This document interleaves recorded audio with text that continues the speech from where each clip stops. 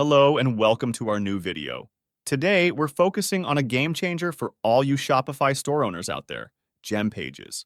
This could very well be the best Shopify app for 2024. So, let's jump in and see what Gempages has to offer. The link to Gempages is in the description. First off, what is Gempages?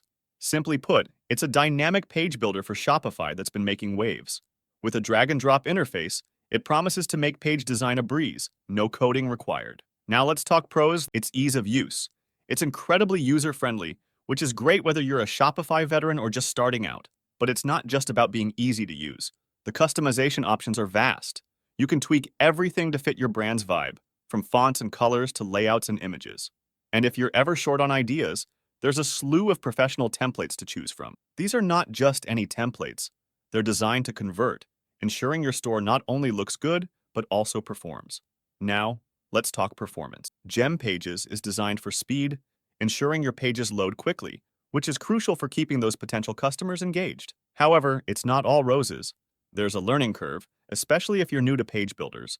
But once you get the hang of it, it's smooth sailing. And yes, there's the cost factor. After the free trial, you'll need to shell out some cash. But considering the value it adds, it's an investment in your store's future.